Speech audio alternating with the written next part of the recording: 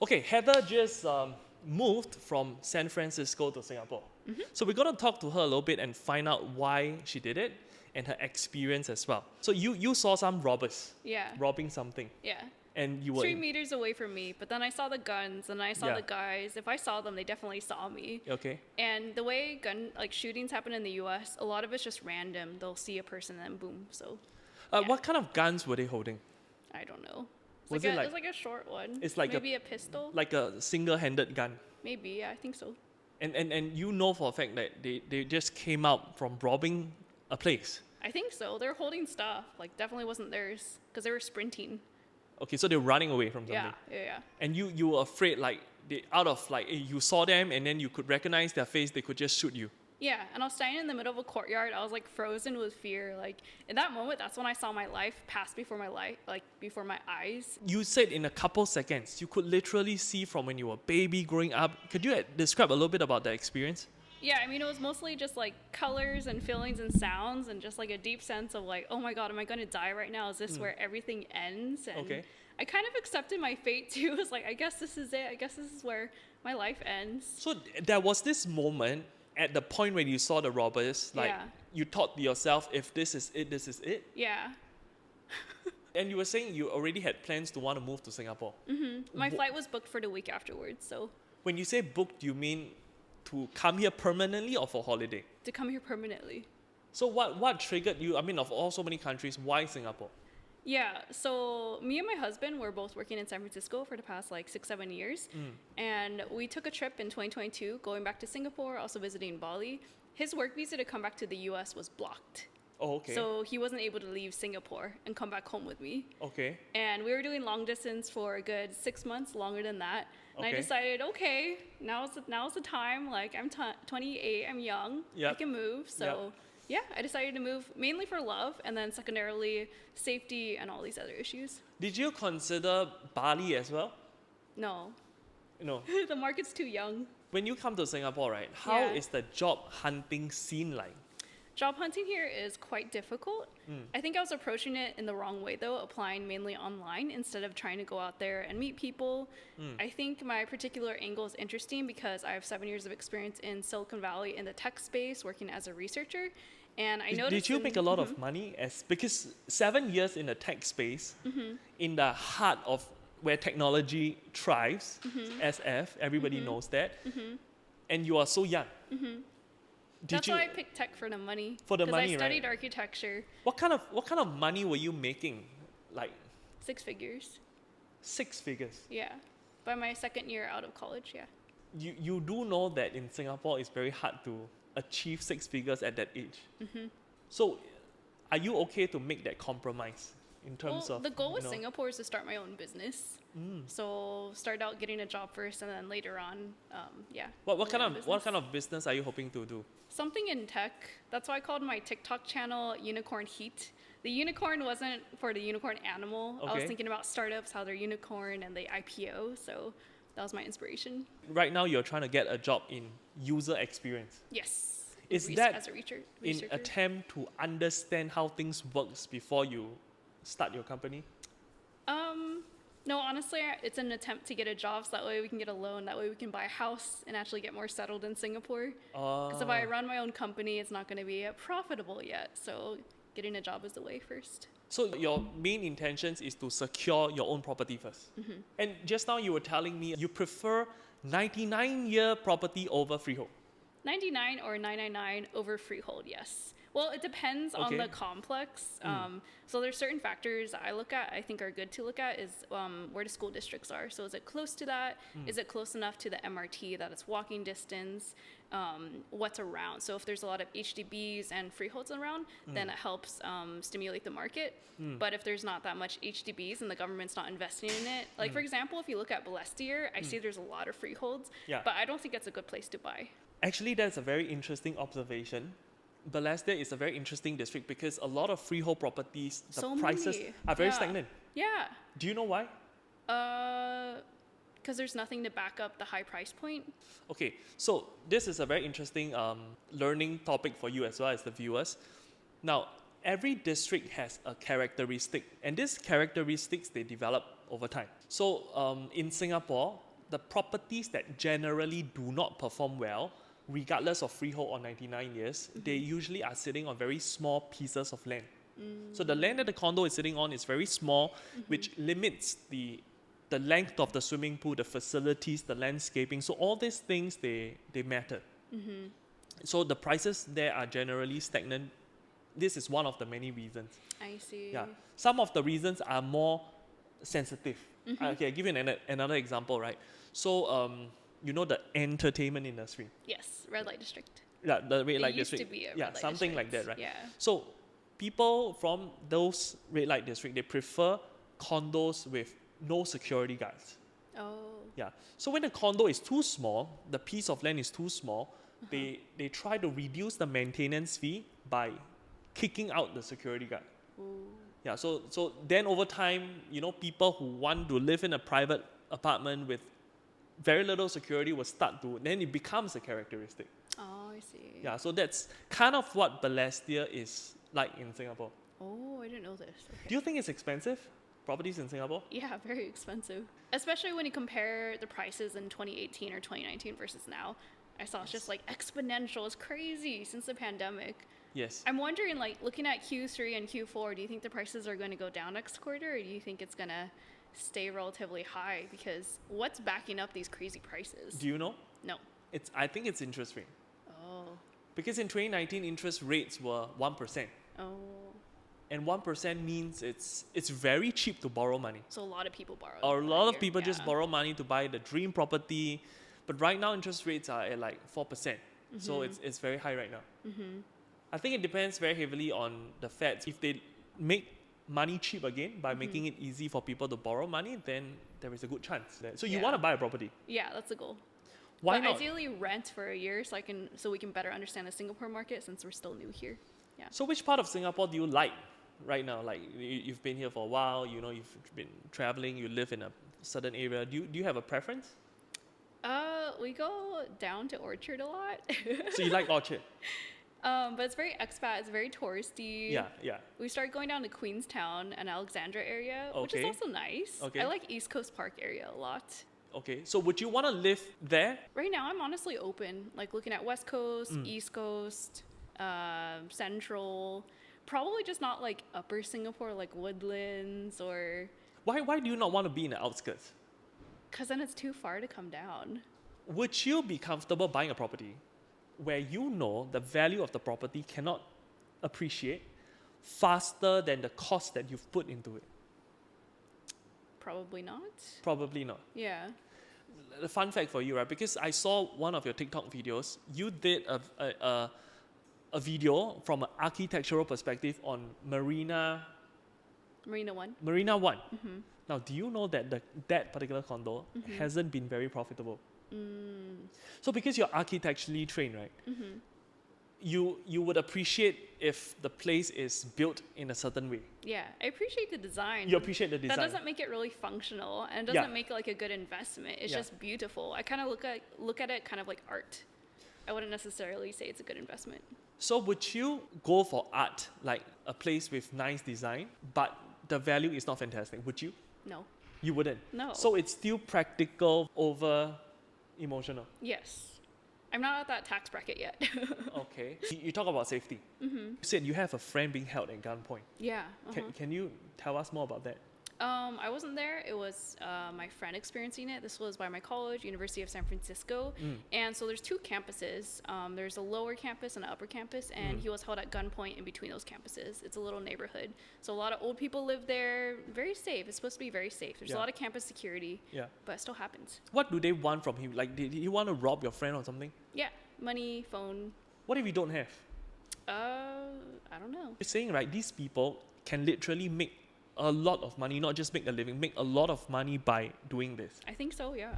Do they ever get caught like these people? I think the issue in San Francisco, a lot of police were defunded, so there's not enough police to respond to the number of crime. Also, the thing about San Francisco to consider, it's a big city, or relatively big city, high density. So if we compare to other big cities like Chicago, I think probably has a worse crime rate and way more shootings and stuff. So And you were also saying, right, that it's actually very common to see like walking down a row of cars and like maybe out of 10 cars, 8 cars have been smashed. Yeah, broad daylight, doesn't matter where you are, whether it's downtown San Francisco or like the outskirts like Outer Sunset, Outer Richmond. It's just wrong place, wrong time. So The only way you can solve that is by being in a garage, but Yeah. even garage have incidents as well. Do they break into your house or do they just... Yeah, they do too. So you're So I have a separate Yeah. friend who had, I think, 3 or 4 of her bikes stolen. motorbikes, No. bicycles. Bicycles, yeah. In her garage. And So they then someone break in- broke into the garage Yeah. and then stole her bike as well as her other roommate's stuff.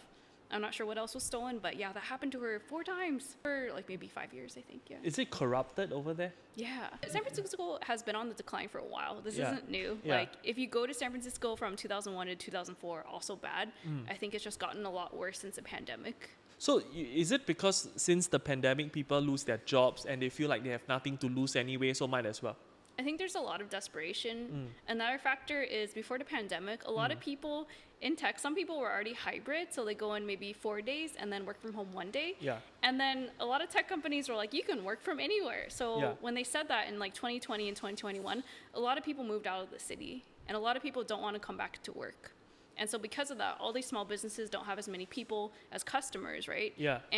And most of San Francisco is tourism, like people coming in, commuting in for work or for holiday. So when you lose those people, what you're left with is the existing population. Were you shocked when you got to Singapore? Like, you know how we can just put our mobile phones on the table and just reserve? Yeah, Were you it really shocked me. So my first time to Singapore was actually in 2019. I was able Okay. to come here on a work trip. I was working at Autodesk, and I was shocked because we were going out for bak kut teh. It was at one of these like Yes. markets, Yeah. and I saw someone just left their car keys Yes. to reserve a table. Even wallets It's like a and... nice car too. I forgot which, maybe like an Audi, and I was Yes. like, what? Yes. You never would see that Yes. in the U.S. We put our phones and our wallets on the Yeah. table as well.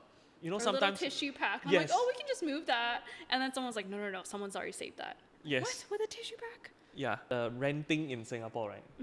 Do you find it expensive? Currently, I'm not renting. We're living with family in a HDB, so Oh. getting the local experience of living in the community and not having to pay rent. How is the house different? Like in SF, right? Is the house bigger, nicer as compared to Singapore? Actually, San Francisco, a lot of very small houses. A lot of apartments are maybe 450 square feet. 450.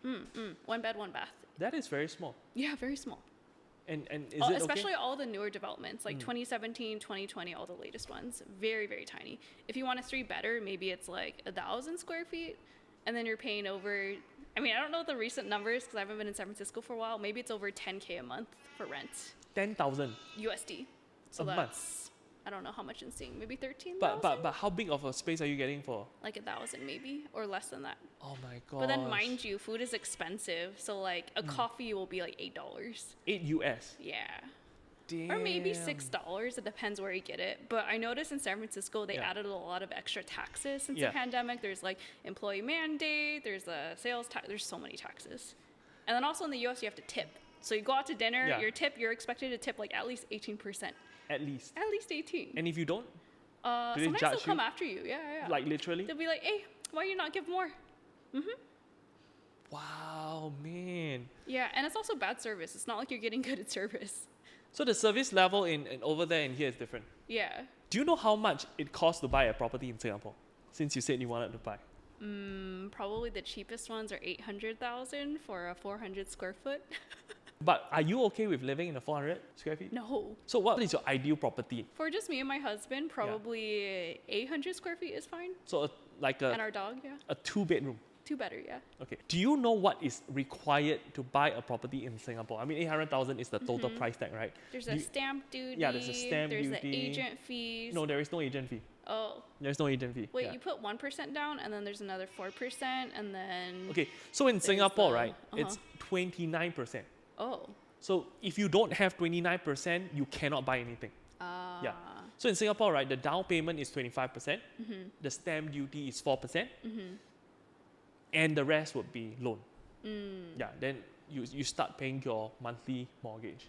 Is that how it's like in SF as well? I don't know. I haven't bought a house there.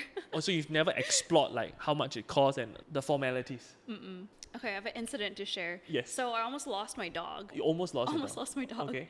Okay, so it's just at home, right? Yes. I was online, Yeah. just on my computer having a call. Yes. And then I finished my call and I come outside and I call Muji, that's my dog's name. Yeah. Muji. No response. And I Okay. go outside, I don't see him at all. I'm freaking out. I call my husband and I'm like, oh my God, Muji's not home. He's like, what do you mean? So for context, Muji just sleeps at home all day. Okay. Very lazy. And so what had actually happened? So I go outside, I'm like freaked out, and then I take the elevator, I take the lift to go downstairs. Yeah. You know what I see? I What? see my dog there with like 6 very concerned aunties and uncles. And then like he just ran to me and they're like, oh my God, you're the owner. We've been waiting. So it turns out that they were all waiting for around 40 minutes, Wow. if not longer, with my dog just there. Because they wanted to return the dog back to you. Yeah. They're nice people. So sweet. And like the scary thing was he didn't have a harness on, no tag, nothing. Yeah. But how did your dog run out? So my aunt had left the door open. Okay. And he usually is not curious. He usually doesn't go outside, but Yeah. I guess he decided to go outside. Yeah. And he walked down to the floor below us. And then the neighbor saw the dog, and then she was like, hey, I think this lives here. And then so apparently she was going up the floors and trying to find out whose dog it was. She went all the way up to like the 19th or the 20th floor. Okay. Yeah. So there was a lot of different people involved. But this would not happen in San Francisco at all. This whole community effort and support Oh, to yes. help connect the dog with the owner. I was like very touched. I'm like, oh my God. I literally had tears in my eyes when I got him. I was like, oh, thank God he's okay. And you're saying even in SF, Yeah. people actually steal dogs Yeah. at gunpoint. Yes, but like it depends on the community. Usually you'll have very nice neighbors and then they'll be helpful and look out for you. But if you don't have your neighbors around, then yes. Wow. So yeah, I was very grateful to the neighbors of Toa Payoh. They were so nice. So Toa Payoh is a ideal neighborhood to live in. No, I didn't say that. What do you like and not like about Toa Payoh? I love the food options. There's so many hawkers. Okay. It's so good. And what do you not like about Toa Payoh? It's very old, but that's a characteristic of it. It's Yeah, old. it's old, yeah. Um, But you know, older neighborhoods are very peaceful because they're all yeah, old people. It is very peaceful though. Very peaceful. Then what do you- Besides the motorized scooters, those scare they're me. very fast, right? Yeah, they go so fast. Yeah. Yeah. So Toa Payoh is a very interesting district because they have very little condominiums. And they Only don't 2, yeah. really have shopping malls. No. There's only a Toa There's Payoh only the hub. HDB hub. Yeah, the HDB hub, yeah. Have you been there? Of course. I always take MRT and like buses, so very familiar. So what's your favorite food in Toa Payoh? That's a difficult one. Yeah, like you've been to all the hawkers, right? Yeah. What do you like? So there's a really good kopi stall in Lorong 8. It's called, what's it called? Tai Sing, I think. Do you like the forget. Chinese coffee? You mean like kopi o siu dai? Yeah. You like it? I like kopi o kosong. You like kopi o kosong? But how does it give you the same kick as the Americanized coffee? Because there's a very big difference in taste. Yeah.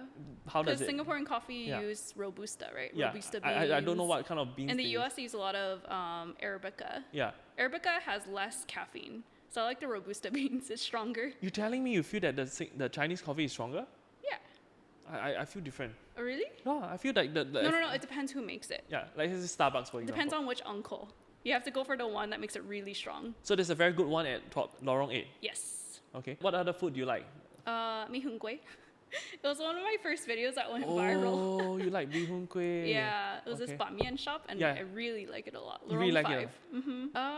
I like char kway teow, like chicken rice, laksa. I mean, I like everything. It's just a lot of the stuff is so high sodium, high calorie, Yes. high oil. And so I realized quickly, a few months living in Singapore, like, oh, this is not sustainable. I have to balance that out with some veggies Yeah. and try to work out more. Did you so- gain weight?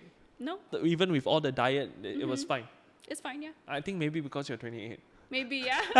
I think after you cross like 30, 35, then you start to realize like, well, even when you breathe air, you just When get you breathe fat. air. Yes. No, I think the balance is working out though, because I started going for runs again. I used to be a runner, and I try to do at least 5 km, 6 km every day.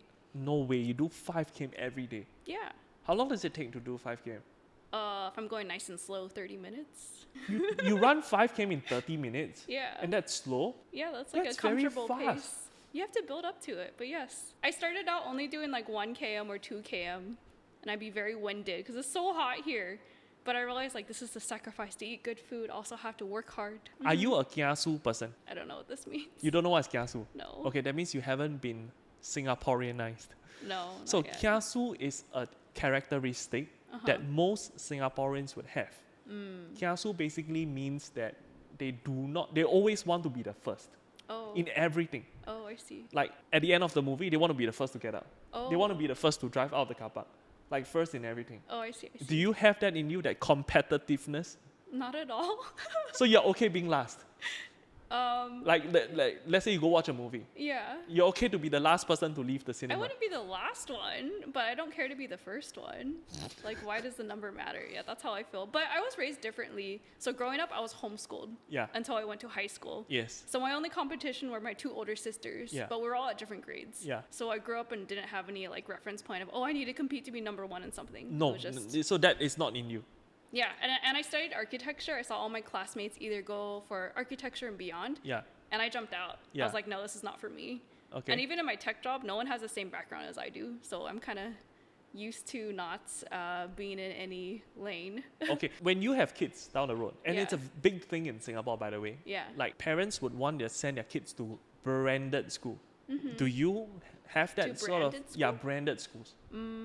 Would you want your kid to go to a good school or just any neighborhood school? I thought all the neighborhood schools are quite good as well. Okay, so in Singapore, we have like ranking. Every primary school in Singapore has a ranking system. Like we have the top 10, top 20, top 30. So a lot of parents want their kids to be in that school because they literally can rub shoulders with future ministers and Oh, I see. yeah, Oh, depending okay, which okay. schools you go to. All the connects, I see. I Yeah. see. So this is a form of kiasu. I want my kid to be in the best school. That kind of, do you have that? Do you think you would have that? Maybe to a degree. It'd Yeah. probably be influenced by like the family Yeah. around me more Yeah. so than me. Yeah. I'd hear a lot of pressure like, hey, Heather, why aren't you putting your kids in that Yeah, school? yeah. And then that pressure would probably push me to be like, okay, fine. Do you believe in education? Yes. Like you need to go and get your degree, all that kind of stuff. I don't think education necessarily means about the degree. Yeah. I think education is a mix of exploring. You have to be curious, try new things, and then of course the formalized education. Yeah, but I think one bad thing about education here, it seems, is kids seem really stressed. It It doesn't is. seem like there's much time to like think, to breathe, to be creative, to Yes. work on the arts. I don't see much arts in Singapore. Do you know why? Because like kids have to go to their tuition afterwards, and it's just nonstop from when they're very little. Because I don't okay, know. one of the main reasons is because of that same kiasu spirit. Like there isn't much money to be made in arts. Yeah, and So then it's never an option. it's never really an option. Like you don't see Singapore soccer teams going to like top. That's true. It's not prioritized. It's not, yeah, like yeah. you want to play soccer? No, just do it as a hobby. But Yeah. that can't be your career. Yeah. Yeah. I guess I can kind of relate to that because I grew up the child of like Asian American parents, and I always wanted to study art. That was obviously never an option. Yeah, it's never My an dad's an option. architect, my mom's an engineer, so I Yeah. could choose one of those. So I ended up studying both of those. Were they against you not pursuing your architect? Oh yeah, I had a chance to get an architecture internship, and I withdrew from the interview process because I got a tech internship, Okay. and I wanted to go that route. And my dad was so disappointed in me. But after he discovered how much you were making, did that change? No, I think he still wishes I went for architecture. Really? Yeah. But you were making a lot of money. Yeah. So to them, it's more of like, I want to see my daughter become an architect. I think so. I think they're happy that I went for good careers at good companies. But I think my dad definitely wanted me to be an architect. So you could be making millions, and your dad would be like, "Nah, I still want you He'd to be be an like, architect." fine, okay, you're doing fine. But secretly, he'd be wishing I studied architecture and stuck with it. Interesting. I think in Singapore, it's a lot of the like what you can accomplish. Like for me, I did not have a good education. That is why I started selling properties. Oh, I But see. it's a sales job. If you're good at selling, you can still make a lot of money if you didn't study hard. But most parents would still want their kids to have good grades. lah. Yeah. So to you, it's important. Your Yeah. kids go to okay. To a degree. I mean, it depends on like their skill set too. If they're like Yeah. really creative, then Yeah. maybe that means going to another country for pursuing different types of education. I'm not sure. So But I'm still 28, so I'm not considering yeah. kids yet. And Correct. My perspective will probably change a lot in the next Yes, few years yes. as the longer I live here and more assimilation here. Yeah. Now, even when I was talking to Dr. Jason Leong, the comedian, he shared about why he wants to come to Singapore because he has a kid. Education in Malaysia is bad. People Oh, are I see. corrupted. Yeah. It's dangerous. I see. And you cannot go to school on your own, you know? Oh, really? Yeah. Oh, Like, it's a norm that your parents send you to school because same in the U.S. it's a norm. Yeah. Really? Okay. That Depends, blows it my depends mind. where though, because Bay Area is probably okay that your kid goes to school alone, but definitely that wouldn't happen though, because parents will drive their kids to school. I don't understand. Why do you need to drive your kids to I school? see kids taking the MRT, and Yeah, I'm just like, whoa, like why? so little. Yeah. So it's very different. Yeah. Very different. You don't feel safe outside of Singapore. I mean, you've traveled to like Bangkok before, right? Yes, but Bangkok is okay. Do you feel really safe in Bangkok? Yeah, I do. Like, do you feel like you can just like let loose, leave your phone around, have a Rolex on, take your Rolex off? No, just stick it there? no, Yeah, no, see? no. Definitely I feel not. like in Singapore I could do that, and someone would be like, Yeah. "Oh, here's your Rolex." And I think most people in San Francisco have had a lot of gun encounters. I don't think I'm special at all. This is just part of the experience. Because I had people reaching out to me afterwards, like friends on Instagram, were like, "Oh, I'm so sorry that happened to you. It also happened to me a few years ago." It happens to a lot of girls, and a lot of people don't report it because they just feel like, then what? Yeah. So that's why I thought might as well share it, so people beyond the US can also hear. Yeah, that is crazy. Okay, what is one advice you would give to people who are thinking of moving to Singapore? First, check the prices of everything coming Okay. to Singapore, because it could be a lot more expensive It than is. where people are coming from. Yeah. Definitely come here with a job. The job market is very tough for foreigners. Okay. So yeah, if you come here without a job, it would be very difficult. And I think coming to Singapore, there's two ways of living as an expat. You can either be focused on just staying in your bubble and only going with what's familiar, or actually trying to immerse yourself. And I'm trying to go that route, like living with family in Toa Payoh. It's Yeah. less comfortable. It's a lot Yeah. of adjustment. Yeah. But I think it's a richer experience because I'm actually able to connect with the neighborhood, the community, Yeah. and there's so much like history and culture. It's interesting. So if you're gonna move here, definitely try to be open to new experiences, new people, and embrace it all. Do you think you will be able to survive and sustain if Survive. if you didn't live with because you're rent free right now? Yeah. Well, what do you think you will be able to survive if No. no, right? It's No. expensive, right? Yeah. Very difficult. Do you know that a lot of Malaysians Mm-hmm. they actually rather like travel to and fro every single day just to come here and work, and they go back and live in Malaysia and they come back, and these people have to come in at like 6 a.m. That's rough. That's rough. This And could make sense though. Commute is what, 1.5 hours? depending on the jam, but I think 1.5 hour is a very good conservative approach. See, I used to do this. I used to live in San Francisco, go all the way to South Bay. Yeah. So for me, it'd be an hour 30, hour 45 one way. So that easily eats over almost 3.5 hours. Every of single day? commute. Yeah, if I had to commute every single day. Do you think that builds patience? Like you become a more patient person? No, you become an angrier person. Really? Yeah. You- Well, okay, it depends. You mean I would listen to like podcasts while Yeah, I drive and yeah. like think about like my work and like Yeah. what I want next. Yeah. So it was fine, but there's a lot of road rage. People are angry. Have you ever been to LA? No, You I've ever been never. Okay, LA is worse, but yeah. So coming to Singapore, Yeah. hearing people complain about the traffic is a little laughable. I've been to Bangkok. Bangkok Yeah, traffic yeah, is bad. yeah. It's like that. Yeah, but Bangkok you can get around it by being on a motorcycle. Yeah, you can't do that as well. I mean, you can. It's Yeah. more dangerous in the US, I feel though. So you never got used to that commute. No, it's tiring. Do you dread going to work? That yeah, 1 hour, the 1.5 hour, Sunday 1.5 scaries, hour. Oh my gosh, yeah. But everyone does it. A lot of people do that. So It's because it's cheaper. yeah, not even cheaper. Just depends where you want to live. So San Francisco is still good because there's a lot of things that happen, activities, community stuff. In South Bay, it's a lot more boring. So Okay, I think that's very good information that we hear from Heather. Do remember to follow her channel and look at her updates. She does a lot of like food reviews and stuff like that. So we can always see a foreigner's perspective on Singapore, food, Yeah. lifestyle, that kind of stuff. Yeah, Leave a leave the comment in the comments. comment section below and Yes. we'll see you soon. Thank you. thank you.